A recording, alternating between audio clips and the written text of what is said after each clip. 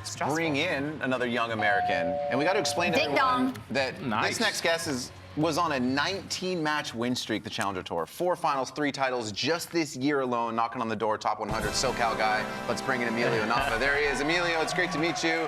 You got myself, all them up there. You got Sloan, you got Tracy, you got Nick. Congrats on all the winning, of course. How's life? What's next on the tennis calendar for you?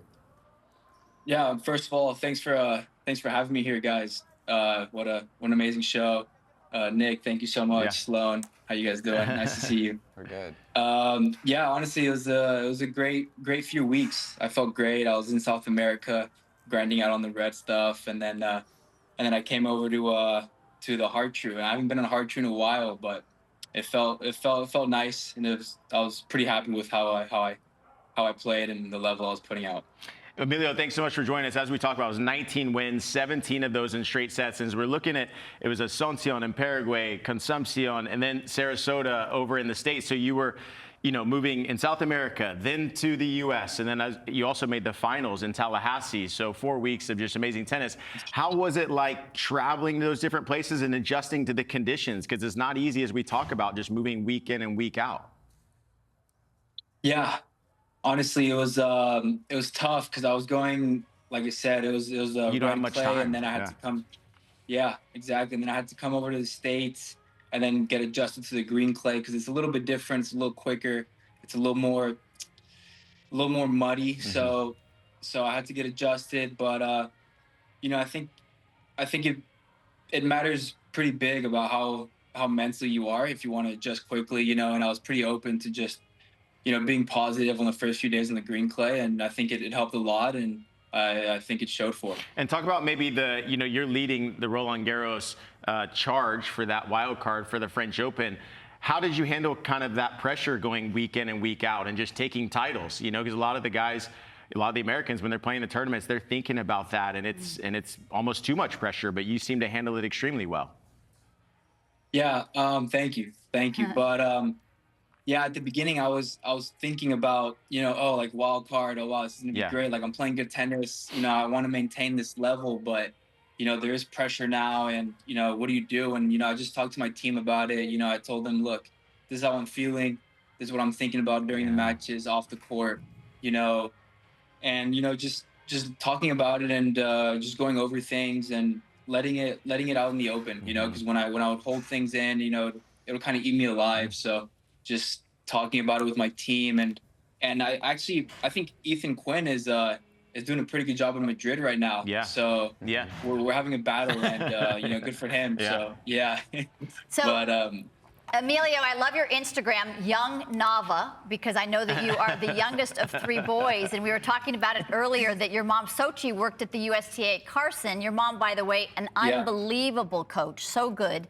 And your older brother, Eduardo, was just an incredible player. Diego, older brother as well, played college tennis. And there was little Emilio just running all over the place, right? But talk about the inspiration that they were to you. Your mom and dad met at the Olympics, both athletes, but your mom being so focused on your tennis and how helpful that has been to have those great older brothers and a mom who played such successful tennis. Yeah, thank you so much for those kind words. Yeah, my mom obviously worked at the USTA for a couple of years in Los Angeles, and like you said, I was just running around trying to chase a few balls when I could, and just looking up to my 2 older brothers. It was a really competitive household. Like you said, my dad ran track and field from Mexico, and my mom also played tennis, and they met in the Olympics. So, the whole house was just sports, and see who could one up each other. And I think that, that kind of set the tone for how the competitiveness was going to be. So I'm super, super, super happy to have 2 older brothers like Eduardo and Diego who still paved the way for me. Love that. I've been keeping up with your results because in LA, I work with James, so he keeps me updated on all of your results. I literally know match by match, because I see him every day. So match by match, I hear about all of your matches. And I was curious because I know that you've been training in Florida a bit. You've been here, obviously I think your family's still here.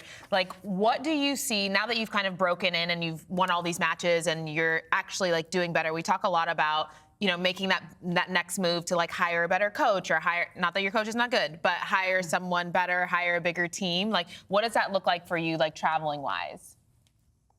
Yeah. I was at the USTA last year, traveling with Dean Goldfein. Amazing coach, amazing person. I'm sure you guys know him. Yeah. He's great. And then after last year ended, during preseason, I wanted to get more of a team base. Look for a physio, look for a tennis coach, and I found that actually in Buenos Aires, Argentina. So I'm actually down there basing out a little bit as well. So I have my tennis coach, my physio, and we're just, I also feel like that also relieved a lot of stress these weeks. When you have a team around you who can think about stuff that you don't have to think about, so you can just go on court and just compete at your highest level. And I traveled with James a little bit last year as well, so he's great. But yeah, I think the team aspect, it's the way it should be. So do you think that's helped you in terms of, obviously the match wins that you've had, like managing that? Do you think that team aspect has helped you obviously have better results and win these tournaments, but has helped you at least like feel like you have the mindset that you can do it because you have all of the support behind you? For sure. It's kind of like fake it till you make it, right? Yeah. So you have that team around you, and and you're kind of, you're playing these tournaments and you have a team around you, and it's like, we have the level. My physio, my coach, and me, we're competing hard. So as long as we all just do our job and compete, I mean, it'll come at some point, and it came very, very quickly. So I'm super happy that the work that me and my team have done. Opening game here, third set, Giron and Tien. And your recent success, Emilio, is a great time to tell people at home that Tennis Channel and the Challenger Tour have kind of partnered to really beef up the production and showcase more Challenger tennis. 35 events across 5 continents. And it's also a good time to remind people that Marin Cilic, like Grand Slam champ, just won a Challenger. 18 years between his first Challenger title and one he just had weeks ago. We saw Menchik on the Challenger Tour. Fonseca got one earlier. Coric won 3 in a row. So as we get people excited for more Challenger tennis on the TC app and TC2, is there a difference in the level now, even though you're only 23 years old, versus maybe when you were a teenager and you were making junior Grand Slam finals? Yeah, I think the Challenger Tour right now is really tough. Like you said, I mean, you have past Grand Slam champions winning Challengers just a few weeks ago. And I think it's a great stepping stone to break into the top 100, top 80, and kind of be already, I guess, primed for the higher competition that is the top 50, top 60. Where the players are a little stronger, more consistent, and hit more winners. And I think it's great that we have these players playing these challengers, and that the level keeps rising in the challengers, so that the level at the lower rankings gets higher and higher, and it just keeps improving the players. Emilio, I think you mentioned that you've kind of credited Juan Carlos Ferrero and Carlos Alcaraz with some good words of advice for your career. What were some words of advice that they gave you to keep pushing up the rankings? Yeah, they were great. They were great in Spain. Obviously, training with Alcaraz doesn't get much better than that. And also Juan Carlos, which is great. But yeah, they would always tell me specifically, I mean, especially for my game, it was, stay a little calmer for myself. I'm a really athletic, fast. I want to do this, I want to do that. But, is take your time, look at the game a little bit slower. And I feel like I did that really good in these last few weeks. And I'm trying to make it better every week. Yeah, and I think it's just little steps like that. And as we pay attention a little bit to this match, Marcos and Lerner Tien, we've seen Lerner went through the challenger level almost as a tear at the end of last year, right? And worked his way now inside the top 70. When you're looking at these two players, you played against them, practiced against them. What do you like about each of their games? Yeah, I mean, I'll start off with Tien. I mean, I think he's exactly what I just said about, staying calm, where, he'll make you play every single shot. He's going to go cross. He'll change when he has to, but he'll make you play. Yeah. You're not leaving a rally early. And Giron, I mean, Jerome's just an athlete. He's quick. He's gonna put pressure on you, so you just got to be ready. And but they all compete super hard, and I think the main thing is just staying calm mentally and just competing.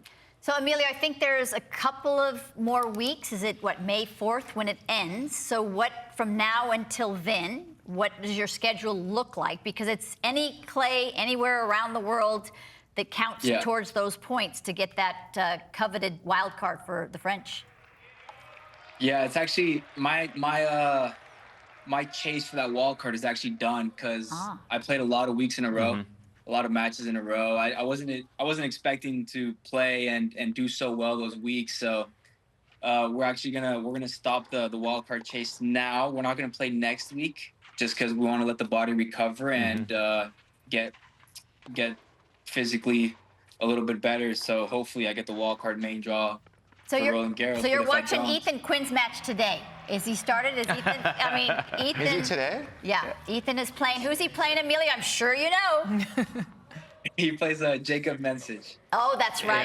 That's right. And he didn't he qualify? He's qualified and won the first round. Did. Yeah. One eye on your match and one eye on Ethan's match. Yeah. No, that's really interesting. Exactly. You're just 23 years old. Every player has different growth and development, and for you, making junior Grand Slam finals, play someone like Lorenzo Musetti in the final, you're right there, and then you see a guy like that and get into the top 15. And we know, right, like as of now, same age, we know that, like we were talking about the prime age in tennis with Sloane the other day, that everyone's prime is extending. And I think to some degree, everyone's prime is getting delayed too. It's not starting till later. Marcos Giron, first career title north of 30. You're just 23. Like, do you actively think about how you could potentially be 7 years away from your best tennis, or at least like knowing that your best tennis is still yet to come? Yeah, definitely. I think I'm, looking at those, like you said, I lost to Musetti in the finals of Aussie, and, he's up there right now, top 20 or top 25. And, it just gives me hope. It gives me that fire in my belly to just keep working hard and being like, look, I've played him before. I know where my level's at when I'm calm and competing hard. So it gives me hope. And yeah, like you said about Giron, I mean, it's great. It's great that tennis is becoming longer in our careers. We're physically better. So, everyone has their own path, and I still feel like I have so much to work on, and I'm super excited to put those pieces of the puzzle together. Yeah, and Emilio, now you're 133 in the live ranking. Your career high has been 124. What are kind of your short and long-term goals as of now? Yeah, I mean, it would be amazing to play Roland Garros May. I feel like I have a good stretch of clay court tennis going on right now. So if I could just showcase how that's been in one of the biggest tournaments of the year, that would be great. And then hopefully finish the year top 100. Yeah. I feel like that'll be great. That'll try to make Aussie Open main, which would be amazing. So, but as of now, just take a few days off and watch Ethan Quinn's match. Hey, I'm curious, do you watch the live rankings, and would you know right now how many points away you are from top 100, or is that something you put out of your mind? That's something I actually put out of my mind, just to be able to just, play free. Wow. And if it comes, it comes. And if it doesn't, then we obviously got to work on something. Yep. But if it comes, I'd want it to be maybe even like almost a surprise. Like it. Yeah, because Tracy got banned from liveatvrankings.com because of Brandon. Delete the app. Yeah. Delete the app. You don't need it. Delete the live looked at it ranking 122 times a day, Emilio, and so therefore they said, too many times. It's not free anymore. When they ask you if you want the ads, they're like, she needs to pay. They need to delete it off her phone. Make her pay quadruple. Emilio, was college tennis ever part of any decision-making process back when you were a teenager, top, junior in the world? Because now, years later, the college climate is so different, right? With NIL, people that are making like substantial amounts of cash to play. Was that ever part of the decision? Yeah, now it's a great route to take, the college route. I mean, it's honestly, it's amazing. The competition's great, but also, growing up, honestly, I always wanted to play pro. I felt like it was amazing to travel the world and play against the other best tennis players in the world at an early age, at 18, 19. And I always wanted to do that. I know my 2 older brothers went to college and they loved it. So I was always kind of half and half, but I was always, you know, I want to go pro. I don't want to study and play. I just want to play. Eduardo actually played at TCU and then moved to Wake Forest, right? What does he talk about his college days? Your older brother. Yeah, he absolutely loved it. He started at TCU and then he got hurt and then he transferred to Wake.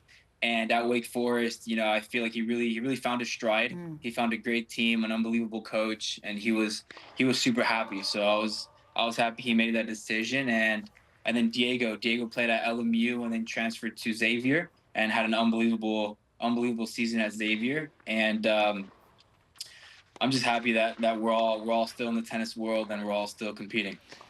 So what does the rest of your schedule look like leading into, I know you're going to watch Ethan now because it'll depend, right? Your schedule will depend on if you're able to get into the main draw of RG, but what does your schedule look like moving forward these next few weeks? I'm going to take about a week and a half of training, try to regroup, get some muscle back on the bones, and then play a challenger.